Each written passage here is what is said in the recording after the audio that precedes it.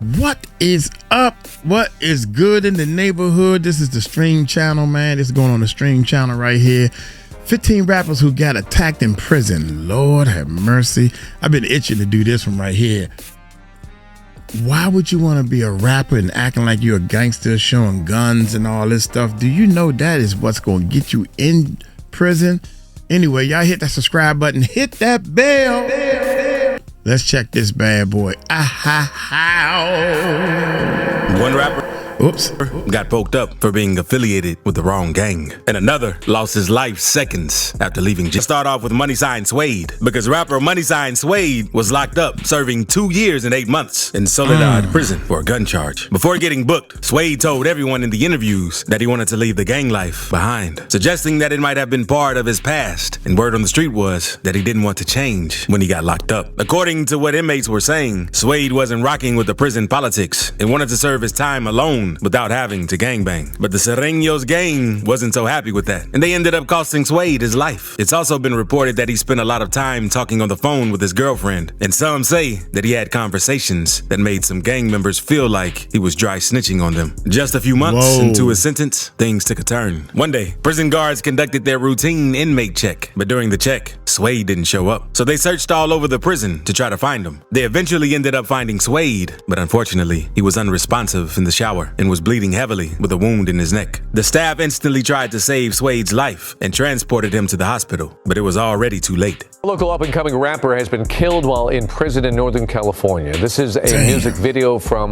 Money Sign Suede, whose real name is Jaime Brugada Valdez. According to prison officials in Monterey County, Suede's death is being investigated as a homicide. Brugada was found last night in a shower area and was unresponsive. He was pronounced dead a short time later. Now let's move on to Anthony Myrie, because in February 2019, Anthony Myrie was involved in a fight while in prison. And after the fight, he suddenly just disappeared. The details they discovered were pretty disturbing and unexpected. Anthony Myrie, known by his stage name Trey, gained recognition in the New York rap scene for his raw and unfiltered lyrics, often talking about the harsh realities of street life. Months leading up to his death while in prison, Anthony released a lot of mixtapes and collaborated with a bunch of East Coast rappers. Anthony was in prison, serving 7 years after being convicted of attempted criminal sale of a controlled substance, and the incidents leading up to his death are sketchy, since some believe his death was foul play.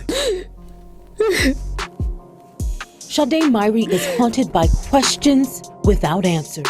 What happened to him? Where is he?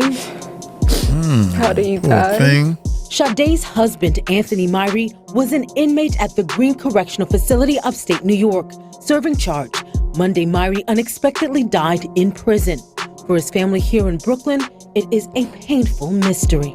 I just love him and I just didn't want him to die in vain. According to his mom, the prison authority didn't tell the family what happened to him, but there were a lot of clues to work with. On February 11th, 2019, Anthony's wife explained that she'd received a call from Anthony while at the Greens Correctional Facility, and he expressed concern to her, which was kind of unusual for him. After the call ended, she was told by another inmate's family member that Anthony had been placed in solitary confinement, so she called the prison to ask about the situation, and she was told that they had him in the general population. She didn't know how to feel about that, but 5 hours later, she got a call that Anthony was in critical condition. She then attempted to contact Albany Medical Center to speak with somebody responsible for her husband, but found no record of him. She would try calling other local hospitals, but she had no success. However, not long after, she got a call from Green Correctional Facility saying Anthony had been pronounced dead at Albany Medical Center. The same hospital just previously couldn't confirm any record of his body. The spokesperson for the Department of Corrections and Community Supervision reported that Anthony died after being involved in a 3-on-1 fight with other inmates. According to the statement, the guards tried to calm the fight down without using force. Anthony was also said to have been examined immediately by medical staff and found to be unharmed. But just a few moments later, Anthony complained about chest pain and suddenly collapsed. He was then allegedly taken to Albany Medical Center, where he died. Following the unusual details of his death, Cardi B and Meek Mill expressed their reactions on social media. Cardi B shared a message on IG with the caption, "Green Correctional Facility. You're not getting away with this one," hinting that the prison guards may have been responsible responsible for hurting him and accusing all of the officials of lying about where his body was being held. Meek Mill also shared a message and became a voice for prison reform after being held in solitary confinement for breaking his parole. Both artists highlighted the need for transparency and justice in the case of his death. But let's move on to Chicago rapper KTS Dre,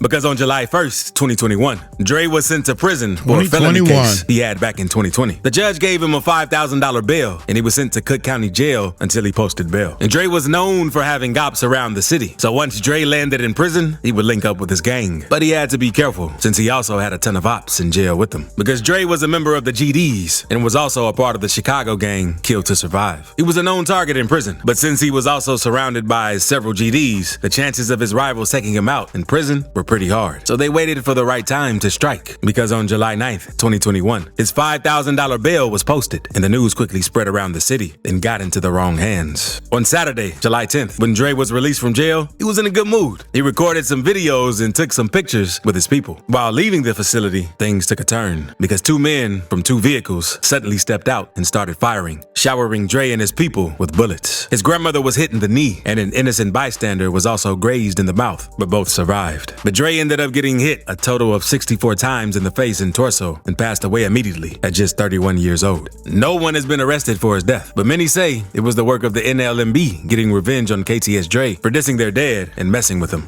He went by the rap name KTS Dre. He'd just been bailed out, and police say he was ambushed by two men who got out of a vehicle near the jail. Sylvester was shot as many as 64 times and pronounced dead at Mount Sinai. A 60-year-old woman who was with him was shot in the knee and taken to Stroger. A second woman in her 30s was standing nearby when that chaos broke out.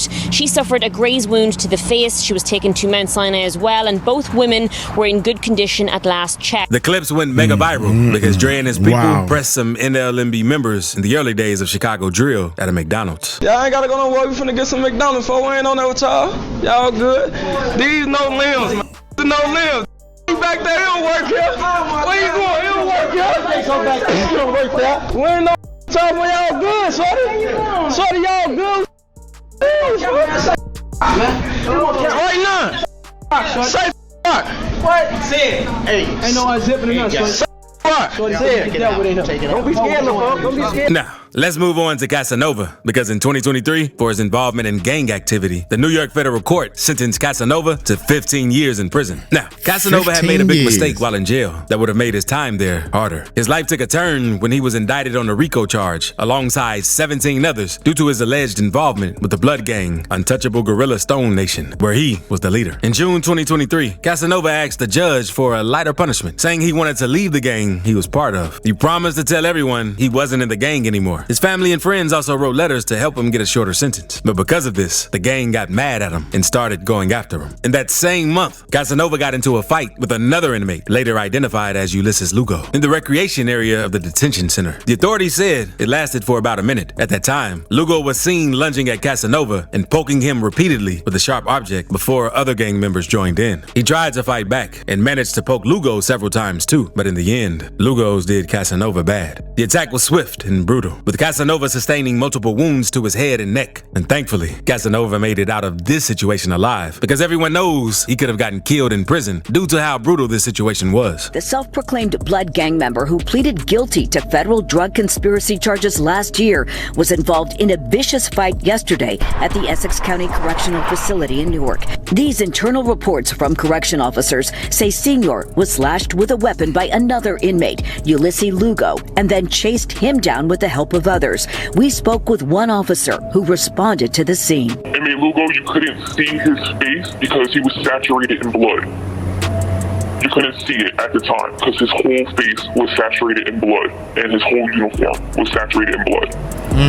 Inmate Senior was sitting there and blood was just coming out of his face. But Casanova isn't the only rapper who barely came out alive while behind bars, because a rapper from Florida who signed to YFN Lucci, known as CP3, had something very disturbing happen to him while in jail. CP3 is currently locked up in Fulton County Jail, and a video came out showing members from YSL poking him up, since he's one of their known ops.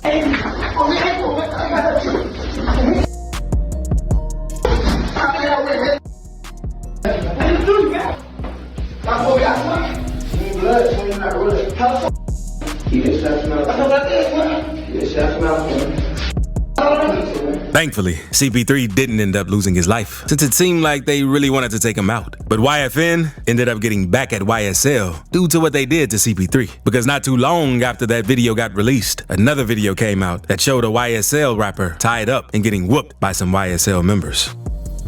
Too much slime. Stop moving, bro, if I bless you. Too much you slime. The man even tries removing the YSL tattoo off of the man to make him regret his action. And the video is pretty crazy. You weren't crying when you were slime.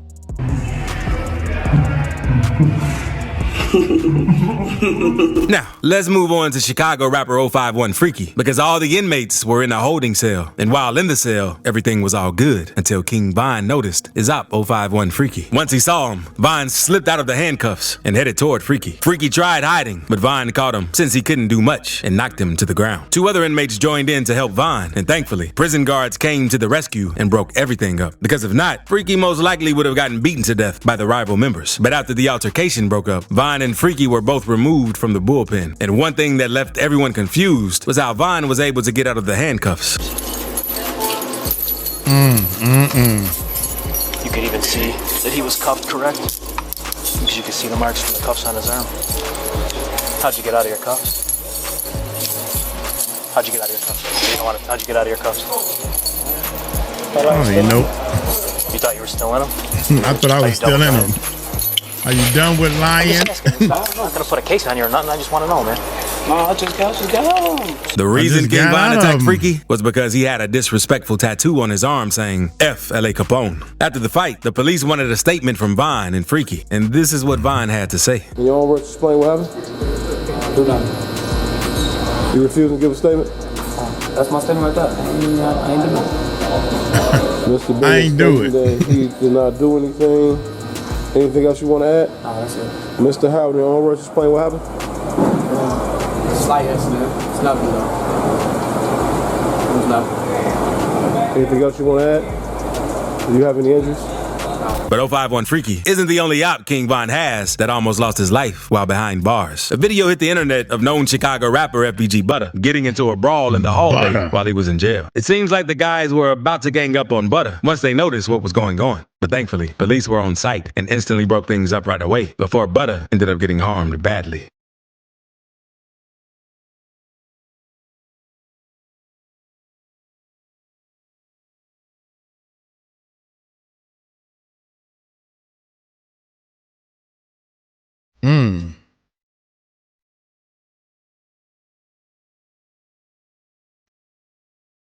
But now, let's move on to Baby Cino, because what happened to this rapper is one of the worst incidents that happened in the prison's history. Baby Cino was new to the rap game, known for his song, Big Haiti Shot Us, where he rapped about violence and bragged about taking people out. In the music video, he was seen doing gang handshakes tied to a group called Boss Life, which was rumored to be signals for putting hits on people. The song was dedicated to his fallen friend, Gary Mello Laguerre, who was a member of his crew. In 2022, Miami streets were filled with gang violence, leading to many deaths, and Cino was forced to look over his shoulder at all times due to how hot the streets were. And Cino would end up getting into some serious trouble. In March 2022, Miami-Dade police arrested Baby Cino after they spotted him acting suspiciously and carrying a concealed Glock 32 with a full clip. They also noticed his car plates were covered up. A few days later, he was booked into jail, but didn't stay long. He posted bail in under 24 hours and walked out free. What Cino didn't know was that his ops were waiting for him. On March 16th, 2022, a rival gang set up near the prison since they knew he'd be released that afternoon. Around 2:10 p.m., Cino and a man named Dante Collins Banks, who came to pick him up, got into a red Nissan Altima. As they turned onto the freeway, gunmen in another car ambushed them in broad daylight and started letting off shots. Dude, you know what tripped me out, man? Watch this right here. Cino and a man named Dante Collins Banks, who came to pick him up. You see that speaker right there? Barefoot speakers. Them are some very, very expensive studio speakers. You are doing music and you're, I guess, spending money, or you own these top of the line studios, and this is what you do?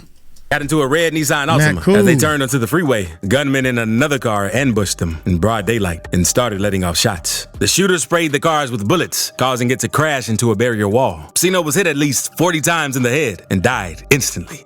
Banks, who was also shot, died later at the hospital. The attack was a brutal end to Sino's short career and left the Miami streets shocked. Starks Jr., seen rapping as Baby Sino, would have been arrested for the shooting in Northwest Miami-Dade, but he too was shot and killed later at another crime scene on the Palmetto Expressway, March 16th. Here, multiple people were hit. Cops think that shooting was payback for the February incident. But it isn't always the inmates or gang members doing disturbing and crazy things to each other behind bars and after leaving jail. Because sometimes it's the guards. Because rapper Queso is currently behind bars fighting 2 murder charges. And his time behind bars ain't been easy. Since in 2021, a video surfaced showing Queso being slammed to the ground by one of the correctional officers.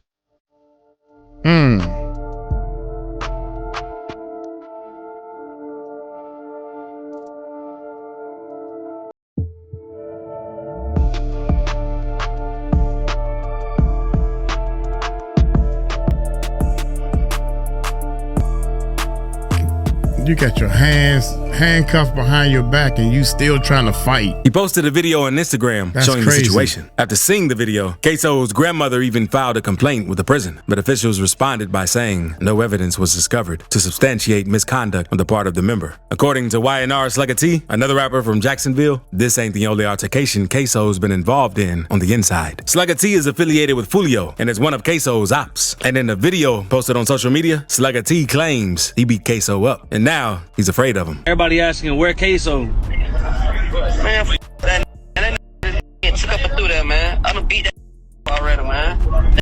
I'm scared, man. But besides what Slugga says, there's no evidence that it actually went down. Now let's move on to Lil Baby's brother, G5, also known as Lil Steve. And G5 was known for making headlines before Lil Baby even blew up in the rap game, because in June 2014, G5 got out of jail and was given 20 to 30 years of probation. Releasing him turned out to be a bad idea for Atlanta police though, because he had pretty much started a crime wave by himself. A month after he got out, he made headlines for breaking into over 100 cars in hotel parking lots. When the news broke, he already had 24 warrants out, but the cops accused him of breaking into 118 whips. According to them, G5 was running around breaking in to steal GPS devices, phones, and laptops. But the biggest thing he was snatching was guns, which made the cops and everyone else more nervous. People in the neighborhood were worried about getting robbed, and the cops told them to stop leaving things in the whip since they couldn't catch G5. But in 2018, he got caught up in a crazier case, and by 2018, Lil Baby was already one of the hottest new rappers in the game. His debut album dropped in May and hit number 3 on the Billboard 200. And in October, he released a collab tape with Gunna and earned a Grammy nomination for the track Drip Harder. But while he was popping off in the industry, his little brother was getting wrapped up in murder cases. On November 30th, 2018, the police found 2 men who got robbed and shot at a Waffle House parking lot in Brookhaven. Nobody knew what went down, but one of the dudes was pronounced dead at the scene while the other was taken to the hospital for treatment. A few days later, the cops arrested a dude named Pierre Gregory Singletary for the shooting. It looked like a simple case at first, but come to find out that Singletary was actually the victim. On December 11th, the cops booked G5 and a dude named Quintez Griffin on felony murder, aggravated assault, armed robbery, and possession of a firearm by a convicted felon. It turns out the shooting didn't even go down at the Waffle House. Roderick Francois survived the shooting, and he told the cops it happened at an apartment complex down the road where Pierre Singletary lived. And while sitting in jail, G5 hasn't been having any good looks because a video surfaced online of some dudes in jail whooping on G5 and putting him under the prison bed. G5, Lil Baby can't save you this time. Okay, man. Eddie, bro. What's up? Don't slide